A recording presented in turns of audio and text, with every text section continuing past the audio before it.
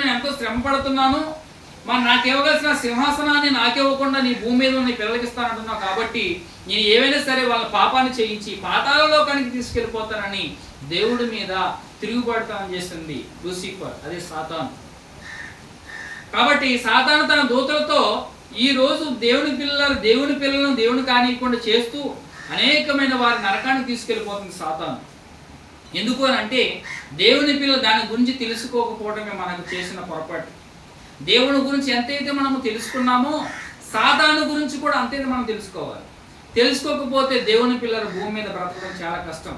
ఎందుకంటే ప్రతి చిన్న విషయానికి కూడా మనం ఏమైపోతాం, ఇబ్బంది పడిపోతాం. అయ్యో నాకు దేవుడికి బాధ పెట్టాడా, దేవుడికి శ్రమ పెట్టాడా, అందుకే నేను మరణించడం లేదు, ఈ శ్రమను అనుభవించలేకపోతున్నాను అని నువ్వు బాధపడుతూ అనేకమైన వారు మరణించిన వారు కూడా చాలామంది ఉన్నారండి భూమి మీద. అదవుతుందండి, భూమి మీద చాలామంది ఉన్నారు. ఎందుకని ఈ కష్టాలు, ఈ శ్రమలు, ఈ బాధలు పడకూడదని దేవుని పిల్లరా ఈ బాధ భరించేదానికైనా చనిపోవడమే మేలని చాలామంది మరణించిన వారు కూడా ఉన్నారు.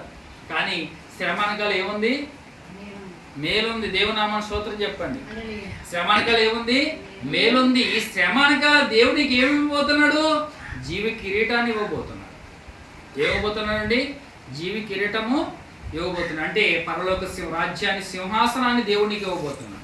ఈ శ్రమ ఎప్పుడైతే నువ్వు పొందావో, ఎప్పుడైతే దేవుడి కోసం బాధపడ్డావో, ఎప్పుడైతే దేవుడి కోసం కృషి చేసావో, ఎప్పుడైతే దేవుడి కోసం ఆరాధించావో, ఎప్పుడైతే దేవుడి కోసం భూమి మీద నువ్వు ప్రాణం పెట్టావో, అప్పుడే దేవుడి సింహాసనాన్ని దేవునికి ఇవ్వబోతున్నాడు. అర్థమైందండి? దేవుని పిల్లరా యెహోవా యందు భయభక్తులు కలిగిన వారు ఎలా ఉంటారంట? ధన్యులు. వారందరూ ధన్యులు. దేవుని పిల్లరా ఒక విషయాన్ని మీరు గుర్తుపెట్టుకోండి. మనము చీకటి ఉండగానే ఏం చేయమన్నాడు? దీపం ఉండగానే ఏం చేయమన్నాడు? ఇల్లు చక్కబెట్టుకున్నాం. ఇల్లు చక్కబెట్టుకున్నాం. మనకి ఇచ్చిన అవకాశాన్ని బట్టి మనం మారు మనసు పొందాం, బాప్తిని తీసుకున్నాం, దేవుడి కోసం మనము ఎదురు చూస్తున్నాం. ఇంకా అంతకంటే అదృష్టం అని చెప్పండి. ఒకవేళ మరణించావనుకో ఎక్కడికి వెళ్తావు? పాతాళలోకానికి వెళ్తావు, దేవుడి రాజ్యంలోకి వెళ్తావు. నమ్మకం ఉందా నీకు? దేవుడి రాజ్యంలో నమ్మకం ఉండాలి. అర్థమైందా? నీ చనిపోయినా నా తండ్రి దగ్గరికి వెళ్తానని ఒక ఆశ, ఒక నమ్మకం అనేది నీకు ఉండాలి. కానీ దేవుని పిల్లరా మనము దేనికోసం ఆలోచన చేస్తామని చెప్పండి? ఈ భూమి మీద వీటి గురించి ఆలోచన చేస్తాం, ఆశల గురించి, లోక ఆశల గురించి. అది ఒకవేళ ఎంత ఉన్నా కూడా నీకు ఏమని చెప్పండి? ప్రయోజనం ఉందా అమ్మా? ప్రయోజనం ఉందా? ప్రయోజనం లేదు. ఏ విషయంలో నీకు ప్రయోజనం ఉందంటే దేవుడి విషయంలో ప్రయోజనం ఉంది. ఇదిగో ఈ బైబిల్ విషయంలో నీకు ప్రయోజనం ఉంది. ఈ మహాజ్ఞాన గ్రంథంలో నీకు ప్రయోజనం ఉంది. ఈ గ్రంథం ద్వారా నీకు ప్రయోజనం ఉంది, కానీ లోకాశలో సంపాదించుకున్న దాని ద్వారా నీకు ప్రయోజనము లేదు. ఒకవేళ నీకు నామకార్థమైన ఆనందాన్ని ఇవ్వచ్చు, కానీ మరి దేవుని పిల్ల నిత్య జీవాన్ని ఇవ్వలేదు. నిత్య జీవాన్ని ఇవ్వాలంటే ఈ బైబిల్ మాత్రమే నీకు నిత్య జీవాన్ని ఇస్తుంది. మహాజ్ఞానమైన సంగతులు దేవుడు ఈ బైబిల్లో రాశాడు. నువ్వు మారు మనసు పొందాలి, నువ్వు బాప్తిసం తీసుకోవాలి. లోక ఆశల వైపు, లోక అందాల వైపు నువ్వు చూడకుండా దేవుని రాజ్యాన్ని గురించి, దేవుని సింహాసనాన్ని గురించి నువ్వు ప్రకటన చేయాలి. అటువంటి ఆలోచన దేవునికి ఇచ్చాడు. కాబట్టి యెహోవా యందు భయభక్తులు కలిగి మనందరం కూడా ఏం చేయాలి? జీవించాలి. ఒకవేళ నువ్వు జీవించలేకపోతే, ఒకవేళ నువ్వు ఆలోచన చేయకపోతే, అవ్వ ఆదాములు ఏ రీతిగా నెట్టిపడ్డారో ఆ రీతిగా మనం నెట్టేస్తాం. మన దేవుడు మనల్ని అందరినీ ఏం చేస్తాడు? ఆ రీతిగా నెట్టేస్తాడు. అందులో సందేహం లేదండి. యెహోవా యందు భయభక్తులు కలిగి మనం నడుచుకోకపోతే, పాపాన్ని చేస్తే, దేవుడికి వ్యతిరేకంగా మనం తిరిగితే సాధించేది ఏమీ లేదు. దేవుడికి వ్యతిరేకంగా తిరిగితే మనం సాధించేది ఏమైనా ఉందా? ఎంత మాత్రం మనం అంతలో కనబడి అంతలో మాయమైపోయి ఉండేవారు. దేవుడు ఏదో దయాదాక్షిణాల ద్వారా ఆయన భిక్షాన్ని కింద మనకు పెట్టాడు. కాబట్టి ఈ రోజున మనం ఏదో రీతిగా మనం బ్రతుకుతున్నాం. దేవుని పిల్లల ఇచ్చిన అవకాశాన్ని మనం సద్వినియోగం చేసుకోవాలి. ఎందుకంటే ఈ సమయాన్ని నీకు మారుమనసు పొంది బాప్తిసం తీసుకొని దేవుని కొరకు ఆలోచన చేసే వల్ల మీరు ఉండాలి. అర్థమైందండి? మనం అందరం కూడా బాప్తిసం తీసుకొని మారుమనసు పొంది దేవుని కొరకు బ్రతకాలి. మనం అనేకమైన వారికి వాక్యాన్ని జీవించేలా చెప్పాలి. ఏం సాధించో చెప్పు. నువ్వు భూమి మీద ఎంతో సంపాదించుకున్నావు, అది నీకేం ఉపయోగమా? ఏం ఉపయోగం చెప్పండి? మనకి ఏం ఉపయోగం లేదు. అది ఎంత సంపాదించినా మనం వెళ్తే ఏం పట్టుకెళ్ళలేదు. కానీ నువ్వు పట్టుకెళ్తుంది ఈ జీవ గ్రంథం, వాక్యాన్ని పట్టుకెళ్ళి ఈ భూమి మీద దేవుని కోసం నువ్వు బ్రతికితే, దేవుని కోసం, నిత్య జీవాని కోసం నువ్వు బ్రతికితే, అనేకమైన వారు వెలిగిస్తే తప్పకుండా ఈ బైబిల్ గ్రంథాన్ని చేత పట్టుకెళ్తాం. ఇది ఈ వాక్యం రచిస్తుంది. ఆయన వాక్యం ఏం చేస్తుంది? బ్రతికిస్తుంది. దేవునామం స్తోత్రం. ఆయన వాక్యం ఏం చేస్తుందండి? బ్రతికిస్తుంది. కాబట్టి యెహోవాను యందు భయభక్తులు కలిగి మనము జీవించాలి. అనేకమైన వారిని జీవించే వారిలాగా మనము చెయ్యాలి. కాబట్టి దేవుడికి మంచి అవకాశం ఇచ్చాడు. ఇదే సమయం. నీ ఆలోచన మార్చుకో, నీ పద్ధతి మార్చుకో, నీ క్రియ మార్చుకో, నీ నడక మార్చుకో. దేవుని యందు భయభక్తులు కలిగి ఎలా జీవించాలో తెలుసుకో. దేవుడు నీకు చక్కగా మంచి జీవితాన్ని ఇచ్చాడు. ఆ మంచి జీవితాన్ని నువ్వు పాడు చేసుకోకు. వ్యసనాలకు బానిసయ్యి తాగిపోతుగా తిండిపోతుగా దేవుని పిల్లలు వ్యభిచారకుడుగా నువ్వు మారిపోయి దేవుణ్ణి ఇచ్చిన అవకాశాన్ని పోగొట్టు. దేవుడు చివరి అవకాశం మనకి ఇచ్చాడు.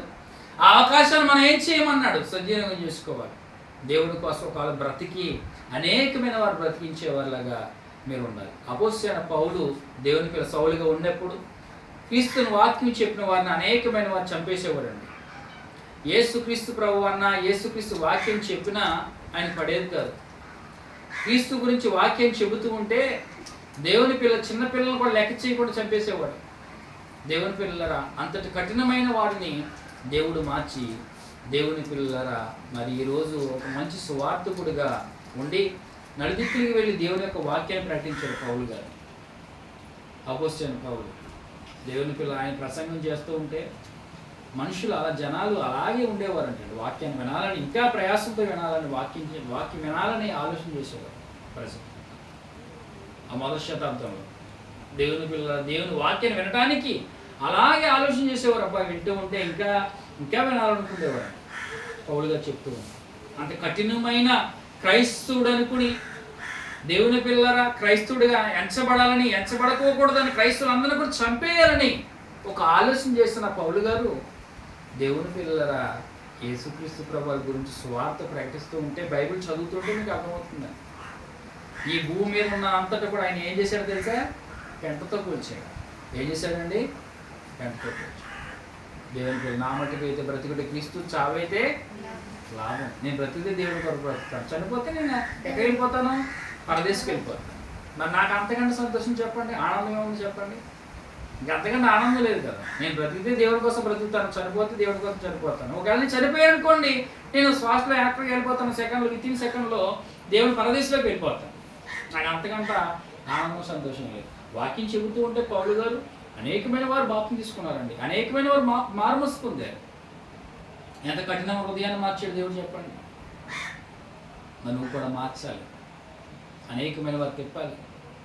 దేవుని కోసం నశించిపోతున్న వారు, దేవుని కోసం ఆలోచన చేయని వారి గురించి నువ్వు దేవుని వాక్యం ప్రకటించాలి. ఒకవేళ ఈ స్వార్థ విషయంలో ఒకవేళ మనం ప్రాణాలు పోయినా పర్వాలేదు. ఎందుకంటే ఒకవేళ మనం మరణించామనుకోండి, తప్పకుండా దేవుడు పరదేశిస్తాడు, మనం పరలోకాన్ని ఇస్తాడు, తప్పకుండా ఇస్తాడు. ఎందుకంటే ఆయన కోసం మనం చనిపోతున్నాం కాబట్టి. నీ కోసం ప్రాణం పెట్టుకునేవాడు దాన్ని దక్కించుకోలేడు, కానీ నా కోసం ప్రాణం పెట్టేవాడు దాన్ని దక్కించుకుంటాడు. ఎక్కడ? పరలోకం. దేవుని పిల్లరా, ఈరోజు సాతాను భయంకరమైన శక్తి అని అవ్వండొచ్చు, కానీ 2వ దశలోని పత్రిక 2వ అధ్యాయము చూడండి, అక్కడ వచనం ఉంటుంది. దేవుని పిల్లలరా, యేసుక్రీస్తు ఊపిరి చేత దాన్ని ఏం చేస్తారంట? చంపుతాడు బైబిల్లో. దేవునామం స్తోత్రం చెప్పండి. ఏం చేస్తారండి? యేసుక్రీస్తు ప్రభువు ఊపిరి చేత సాతానికి అంతం వస్తుంది. ఎప్పుడు వస్తుంది అంతం? తన నోటి ఊపిరి చేత, తన నోటి నుంచి ఏం చేస్తాడంటే అగ్నితో వదిలి దాన్ని ఏం చేస్తాడని సంహరిస్తాడు, అంటే చంపుతాడు. అప్పుడు చావుకుంటాడు సాతాన్ని. అప్పుడు వారికి చావు లేదు. అంటే యేసుక్రీస్తు ప్రభు 2వ రాకడ జరిగే విషయాల గురించి మనకు తెలియవచ్చు. దేవుని పిల్లలు ఒక విషయాన్ని జ్ఞాపకం చేసుకోండి. మనము ఏదో కష్టాలు వచ్చినా చనిపోకూడదు, ఏదో ఇబ్బంది వచ్చినా మనం చనిపోకూడదు. పోరాడాలి, దేనికైనా సరే పోరాడాలి, మనం జయించాలి. దేవుని కోసం మనం ఏం చేయమన్నాడు? నిలబడమన్నాడు. యుద్ధం ఎవరిది? యెహోవాది. దావీదు అని యుద్ధాలు గెలిచారంటే ఎవరు గల కారణము? దేవుడు ఉన్నాడు కాబట్టి దావీదు గెలిచాడు. అర్థమవుతుందండి? దావీదు గొలియతులో ఒక రాయితో కూడా చంపాడంటే వెనకాల ఎవరున్నారు? యెహోవా తండ్రి ఉన్నాడు కాబట్టి దావీదు గెలిచాడు. అన్ని యుద్ధాలు కూడా దావీదు గెలిచాడంటే గల కారణం దేవుడు ఉన్నాడు కాబట్టి గెలిపించాడు. మరి నిన్ను కూడా గెలిపిస్తాడు. కష్టాలు వచ్చినాయని, శ్రమలు వచ్చినాయని, అప్పులు ఉన్నాయని, బాధలు ఉన్నాయని, ఇబ్బందులు ఉన్నాయని ఏం చేయకూడదు? నీ ప్రాణాన్ని తీసుకో. ఇచ్చిన ప్రాణాన్ని ఏం చేయాలి? దేవుడి కోసం ఉపయోగించాలి. ఎవరి కోసం ఉపయోగించాలి? దేవుడి కోసం ఉపయోగించాలి. కానీ దేవుని పిల్లల మనము చిన్న విషయాల గురించి, చిన్న చిన్న ఇబ్బందుల గురించి మనం చనిపోకూడదు. అది ఎంత కష్టమైన రానివ్వండి, నిలబడదాం. ఏం చేద్దామా? నిలబడదాం. మనకు రక్షించే దేవుడు ఎవరున్నారు? తండ్రి అయిన దేవుడు ఉన్నాడు. మన అన్న యేసుక్రీస్తు ఉన్నాడు. మన చిన్నాన్న ఎవరు? పరిశుద్ధాత్మ దేవుడు. అదవుతుందండి. మనకి ఇబ్బంది ఏం లేదు, మన తండ్రి ఉన్నాడు. ఎన్ని ఇబ్బందులు వచ్చి ఎన్ని కష్టాలు వచ్చినా ఆయన చూసుకుంటాడు. కానీ నువ్వు చేయవలసిన పని ఏంటి? యెహోవాను యందు భయభక్తులు కలిగి జీవించాలి. యెహోవాను యందు భయభక్తులు కలిగి జీవించాలి. కాబట్టి దేవుని పిల్లరా, దేవుని విషయం మనం పొరపాటు చేసి అనేకమైన సార్లు పడుకోవచ్చు. దేవుడు నీకు అవకాశం ఇస్తున్నాడు. ఇచ్చిన సమయంలో అవకాశాన్ని తీసుకుని మారు మనసు పొంది బాప్తిని తీసుకుని దేవుని కొరకు బ్రతికి అనేకమైన వారు బ్రతికించేవారిలాగా, అనేకమైన వారు జీవించేవారిలాగా తయారు చేయాలి. దేవుని పిల్లలు జ్ఞాపకం చేసుకోండి. మన కష్టాలు శ్రమలన్నిటికీ కూడా దుఃఖపడిన వారు ధన్యులు, వారు ఓదార్చబడతారన్నాడు తండ్రి యేసుక్రీస్తు ప్రభువారు మొదటి శతాబ్దంలో.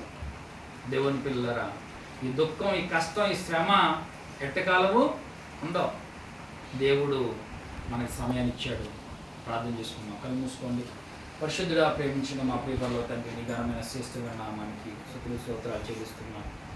ఈ బాధలు, ఈ కష్టాలు, ఈ శ్రమలు, ఈ ఇబ్బందులు వీటన్నిటి కూడా తొలగించి నాకు మంచి మేలుగా అనుగ్రహించేలా దయ చూపించి తండ్రి, ఈ భూమి మీద నాకు అవకాశం ఇచ్చావు.